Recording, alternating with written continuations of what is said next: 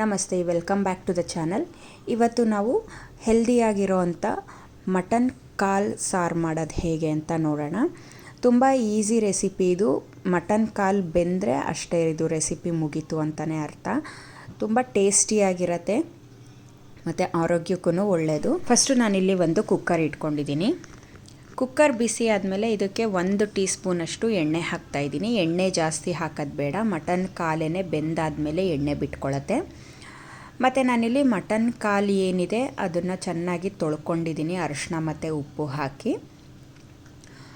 ಮತ್ತು ಇವಾಗ ಬೇಯೋ ಟೈಮಲ್ಲೇ ಮಟನ್ ಕಾಲನ್ನ ಸ್ವಲ್ಪ ಹುರ್ಕೊಂಡು ಅದಕ್ಕೆ ಅರಿಶಿನ ಮತ್ತು ಉಪ್ಪು ಹಾಕಿನೂ ಕೂಡ ಚೆನ್ನಾಗಿ ಹುರಿದಾದ್ಮೇಲೆ 1/4 ಅಂದರೆ ಇವಾಗ ನಾವೊಂದು ಅರ್ಧ KGಯಷ್ಟು ಮಟನ್ ತೊಗೊಂಡಿದ್ದೀವಿ ಅಂದರೆ ಒಂದು ಅಟ್ಲೀಸ್ಟ್ ಅರ್ಧ ಲೀಟ್ರಷ್ಟಾದ್ರೂ ನೀರು ಹಾಕಬೇಕು. ಯಾಕಂದರೆ ಮಟನ್ ಕಾಲು ಚೆನ್ನಾಗಿ ಬೇಯಬೇಕು.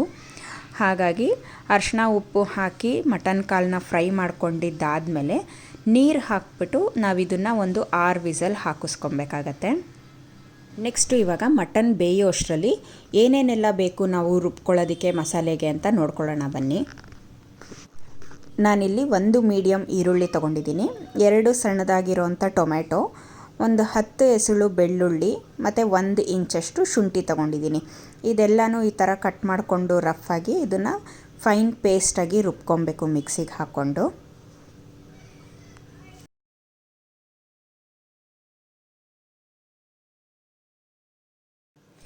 ಇವಾಗ ನಾನಿಲ್ಲಿ ಒಂದು ಪ್ಯಾನು ಬಿಸಿಗಿಟ್ಕೊಂಡಿದ್ದೀನಿ.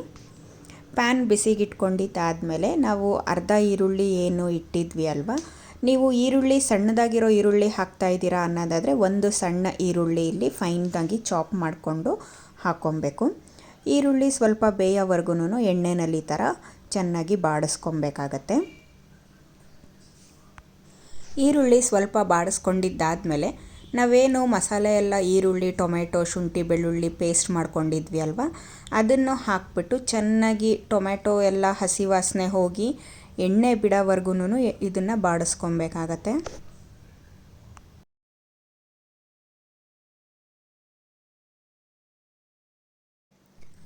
ಟೊಮೆಟೊ ಪೇಸ್ಟು ಹಾಕಿದ್ದಾದಮೇಲೆ ನಾವಿಲ್ಲಿ ಮಸಾಲೆಗಳೆಲ್ಲ ಹಾಕ್ಕೊಬೇಕು. ಅಚ್ಕಾರದ ಪುಡಿ, ಧನಿಯಾ ಪುಡಿ ಇದೆರಡೂ ಹಾಕ್ಕೊಬೇಕು.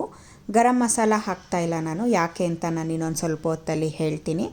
ಖಾರದ ಪುಡಿ ಮತ್ತು ಧನಿಯಾ ಪುಡಿ ಹಸಿ ವಾಸನೆ ಹೋಗೋವರೆಗೂ ಚೆನ್ನಾಗಿ ಇದನ್ನು ಹುರ್ಕೊಬೇಕು. ನೀವು ಬೇಕಾದರೆ ಹೈ ಫ್ಲೇಮಲ್ಲಿ ಇಟ್ಟು ಚೆನ್ನಾಗಿ ಇದನ್ನು ಈ ಥರ ಸ್ಟಿರ್ ಮಾಡ್ತಾ ಹುರ್ಕೊಬೋದು.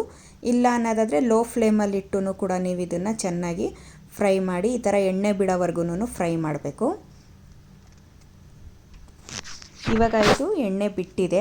ಮತ್ತು ಕುಕ್ಕರೂ ಇಲ್ಲಿ ನಾವೇನು ಕಾಲೆಲ್ಲ ಬೇಯಿಸ್ಕೊಂಡಿದ್ವಿ ಅಲ್ವಾ, ಅದೂ ಅರ್ಧ ಬೆಂದಿದೆ.